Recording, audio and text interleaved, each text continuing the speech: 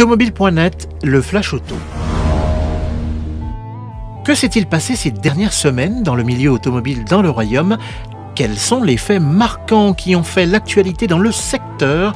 On en parle tout de suite. Voici la rétrospective du Flash Auto. Et on commence avec cet accord passé entre Africa Motors, filiale du groupe Autohall, et son partenaire chinois DFSK. Un partenariat stratégique qui s'articule notamment autour de la mise en service d'une chaîne d'assemblage locale de véhicules utilitaires légers.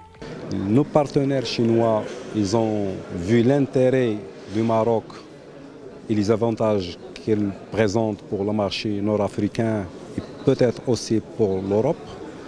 Et nous avons discuté pour faire du Maroc une plateforme industrielle pour le montage et aussi pour l'export vers d'autres pays. Autohall, il a déjà une expérience dans l'assemblage. Nous avons une usine de Ainsberg. Je vous rappelle qu'on a en 2008 monté 5000 unités camions au Maroc.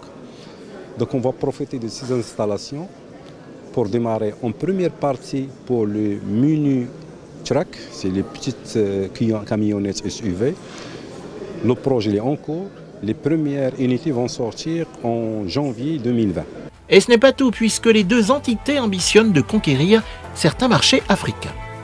Le projet qui concerne l'export vers d'autres pays africains, nous sommes en train de discuter, c'est des projets plus importants. C'est un segment de SUV et qui va demander peut-être plus de temps, mais son potentiel, il est très important. À valeur d'aujourd'hui, nous sommes en train de discuter la faisabilité et la mise en place d'une unité pour 10 000 unités SUV. C'est la deuxième génération du Honda HR-V et il vient récemment d'amorcer sa carrière commerciale dans le Royaume sous la houlette d'Univer Motors. L'importateur local de la marque qui poursuit son incursion dans le segment très apprécié par la clientèle des SUV et plus particulièrement celui des SUV compacts. Le HR-V, avec son arrivée au Maroc, développe la stratégie mondiale de Honda qui est toucher une clientèle différente, une clientèle plus jeune, une clientèle aussi féminine. Parce que comme on le sait, Honda jusqu'à maintenant a été une marque familiale, a été une marque d'une CSP différente. Maintenant, on veut non seulement faire du one-to-one, mais aussi la démocratiser. C'est une voiture premium, mais qui touche une cible et une CSP beaucoup plus large. Qu'est-ce qui change sur cette nouvelle mouture du HR-V? Eh bien, commençons par son design extérieur qui se veut plus attrayant et bien dans l'air du temps. De même que le volet confort a fait l'objet de tous les soins. Le Honda HR-V vient étoffer la large gamme de véhicules qu'offre la marque Honda sur le marché marocain et à l'international. Alors le Honda HR-V vient se rajouter à cette gamme qui a toujours été offerte aux consommateurs marocains, à savoir la Honda Jazz, la Honda Civic, la Honda Accord et le Honda CR-V. Aujourd'hui, le compact SUV Honda HR-V vient compléter cette gamme pour répondre à un besoin de clientèle spécifique, une clientèle urbaine, moderne, qui cherche un véhicule très pratique, utilitaire, mais qui quand même reprend le confort des véhicules berlines. Système audio avec écran tactile, prise USB, connexion Bluetooth, la connectivité et le divertissement se montrent à la pointe des dernières technologies. Sous le capot, on retrouve au choix un 1,5 litre iVTEC essence de 128 chevaux animé par une boîte de vitesse automatique CVT. À moins d'opter pour le 1,6 litre iDTEC de 118 chevaux, associé lui à une boîte de vitesse manuelle à 6 rapports. Ce véhicule-là est proposé sur le marché marocain à partir de 209 900 et qui reprend bien sûr toutes les spécificités on va dire de la marque Honda, à savoir fiabilité, confort, qualité de matériaux et une garantie bien sûr comme la gamme Honda de 3 ans, 100 000 km.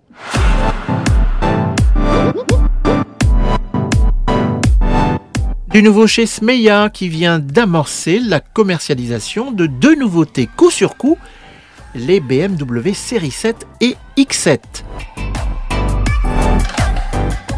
Deux nouveautés qui permettent à l'importateur de la marque allemande de susciter l'intérêt de la clientèle Et si l'on parle chiffre de vente, BMW là aussi tire son épingle du jeu. Par rapport à la performance de Smeya avec sa marque BMW sur le segment premium au Maroc, comme vous avez dû le voir, on est donc leader du segment premium devant la concurrence. L'arrivée de ces nouveautés, j'espère que ça va nous permettre de continuer dans cette offensive et d'asseoir notre notoriété et notre leadership.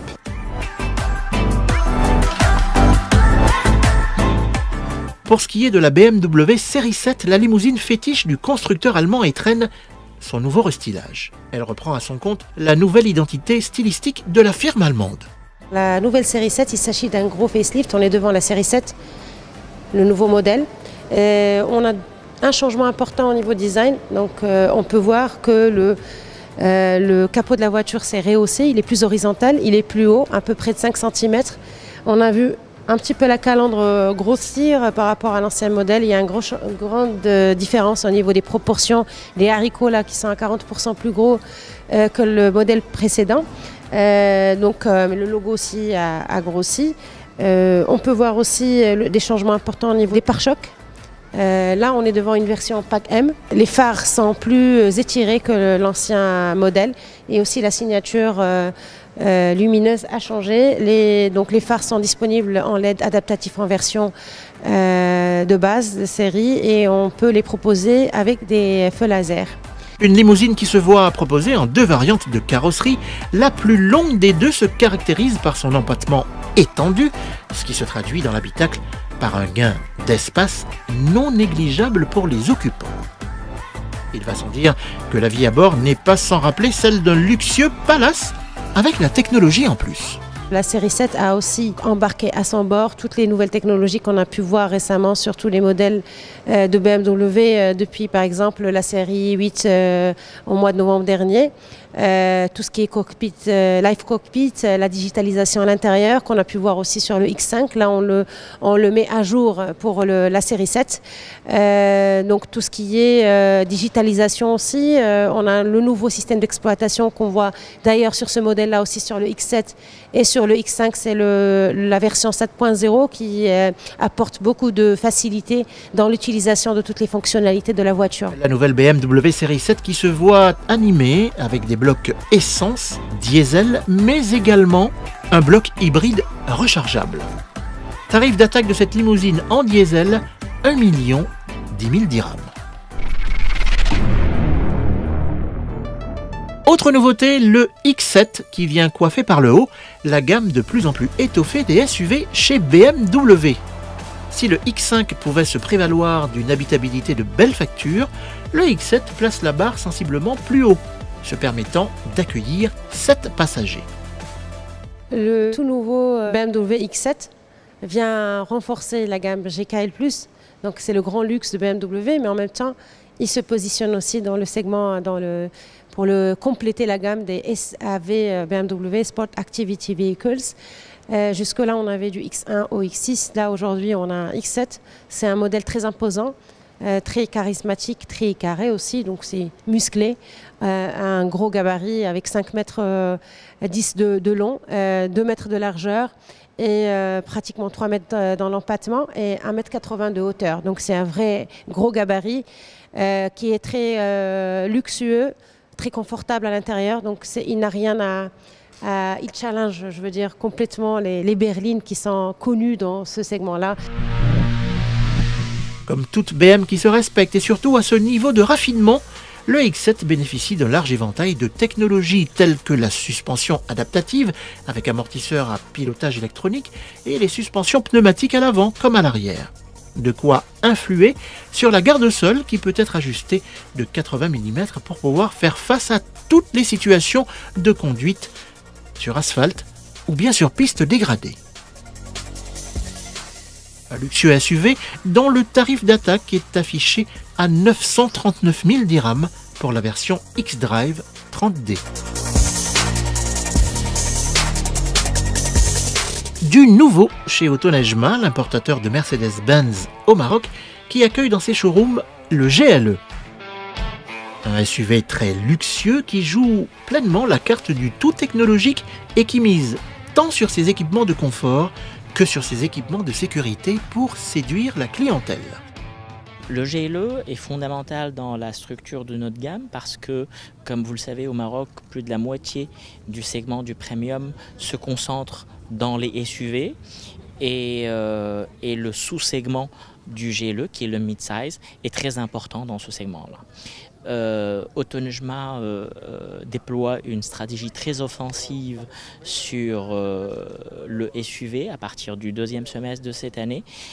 Le GLE est la première pierre à l'édifice, arrive bientôt le GLC et puis ensuite le GLC coupé. Et tout cela nous permettra vraiment de couvrir toute la demande. Sans oublier bien entendu le GLA qui arrive en entrée de gamme. Nous ambitionnons avec le GLE de vendre sur une année pleine autour de 400 unités, ce qui représente un doublement de nos ventes dans le segment. Et les premiers, je dirais, avis sur la gamme sont extrêmement positifs. Le stock ainsi que les 2 prochains arrivages sont déjà prévendus et c'est tout le mal que nous souhaitons. Ainsi, son dimensionnement a été revu à la hausse, comme en atteste sa longueur qui s'étire sur 4,92 m, plus 10 cm par rapport à son prédécesseur. De quoi accueillir confortablement jusqu'à 7 personnes à bord.